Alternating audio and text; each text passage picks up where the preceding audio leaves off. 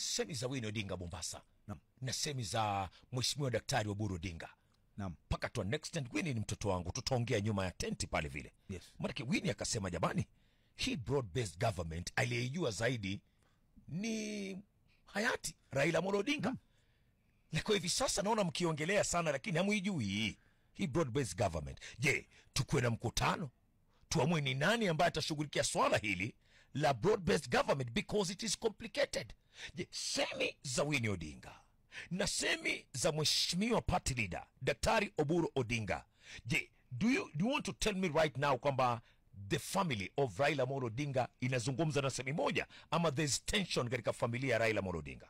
Unajua unaposema familia ya Raila Amolo Odinga ni tofauti na familia ya Jaramogi Oginga Odinga. Sema familia ya Jaramogi. Basi sasa ukisema hivyo ni lazima pawe na tofauti. Inazungumza mdomo moja? No, sio hivyo, ni lazima pawe na tofauti. Kumbuka kwamba Oburu ana usemi wake, lakini ukimsikiza Winnie, jua pale ndipo mama Aida yupo, na jua hizo fikira ndizo familia hiyo. Umsikize Oburu, msikize ukijua kwamba huenda akawa anasema lakini sio azungumzi familia ya Raila Odinga. Kwa hivyo katika familia ya Jaramogi pia kuna tofauti zao za kisiasa na kimaoni. Winnie kwangu mimi anaakilisha wakati huu na siku zijazo. Oburu anaakilisha wakati huu na wakati uliopita. Kwa hivyo yeye katika kuwa pale ni kuweza kuendeleza merekebu hii tu mpaka mahali fulani. Okay. Future ya ODM ama future ya siasa ya familia ya Raila ipo mahali Winnie yupo, sio mahali Oburu yupo. Okay. Cha mwisho kabisa, semi za Winnie, is the Raila Amolo Odinga's family, are they in broad-based?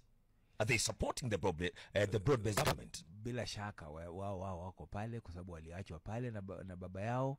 Na kuna mengi ambayo wanayajua ambayo sisi hatuyajui.